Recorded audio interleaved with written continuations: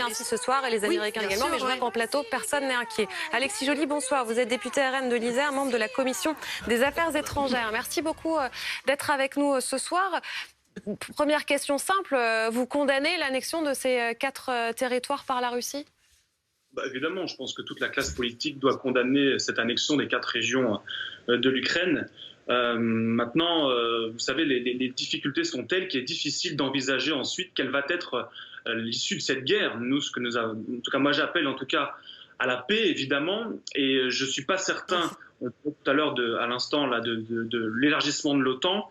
Je pense qu'un élargissement de l'OTAN pourrait être vécu comme une provocation pour Vladimir Poutine. Ça jetterait finalement de l'huile sur le feu, et avec des conséquences qui pourraient être davantage dramatiques en termes de Attendez, je ne comprends pas bien. Qu'est-ce qui jette de l'huile sur le feu? L'annexion des 4 territoires ou le fait que Volodymyr Zelensky demande à adhérer à l'OTAN? Je n'ai pas bien compris. Eh bien, les deux. En réalité, le fait que... Pour vous, c'est la même chose? Non, évidemment que non, mais l'OTAN ne peut pas se développer sans que cela jette de l'huile sur le feu, dans l'esprit en tout cas, de Vladimir Poutine, puisque, et d'ailleurs on l'a vu, ça n'a pas empêché les négociations de l'entrée de l'OTAN pour la Suède ou pour la Finlande, n'ont pas empêché la Russie de poursuivre dans cette guerre, de poursuivre ses combats, et aujourd'hui d'annoncer l'annexion de ces 4 régions. Donc Alexis Joly, vous condamnez fermement l'annexion de 4 territoires par la Russie, et vous condamnez fermement la demande de Volodymyr Zelensky d'adhérer rapidement à l'OTAN, c'est ça ? Je ne la condamne pas fermement, mais je considère, d'abord, on ne peut pas entrer dans l'OTAN lorsqu'on est un pays en guerre. Et je pense que cela jetterait de l'huile sur le feu, comme je viens de le dire, dans les négociations et dans l'issue de cette guerre. Et d'ailleurs, ça ne freinera en rien la volonté de Vladimir Poutine d'envahir l'Ukraine. Encore un point, puisque cette annexion, donc selon vous, viole le droit international. Est-ce que vous dites la même chose de l'annexion de la Crimée? Je me souviens que Marine Le Pen considérait que ce n'était pas illégal.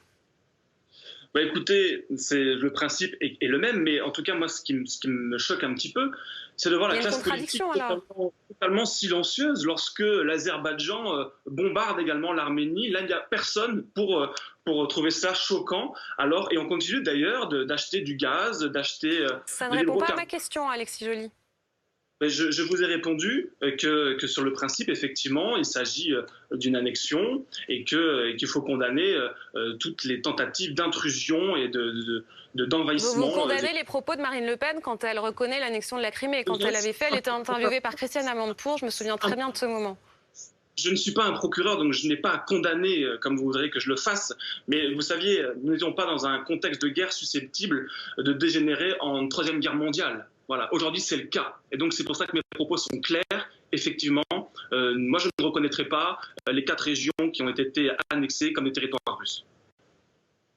Et que répondez-vous à ces députés Renaissance qui demandent l'ouverture d'une commission d'enquête à l'Assemblée sur de possibles financements russes de partis français qui pensent à vous? Parce qu'en fait, il y a eu des révélations d'informations américaines déclassifiées qui disent que plusieurs centaines de millions d'euros versés par la Russie ont transité dans plusieurs pays. Vous répondez quoi à ces accusations? Ça tombe bien parce que c'est aussi l'initiative de notre groupe de mettre en place une commission d'enquête pour justement que l'on puisse découvrir quels sont les liens entre les partis politiques français et un certain nombre de puissances étrangères, par exemple, parce que nous n'avons rien à nous reprocher. En revanche, je ne suis pas sûr que les députés Renaissance, d'ailleurs, seraient favorables à ce genre d'enquête, puisque je crois qu'ils ont des liens, notamment avec le Qatar et certaines entreprises comme McKinsey. Alors, effectivement, allons chercher la vérité, nous n'avons rien à cacher, alors faisons ces enquêtes.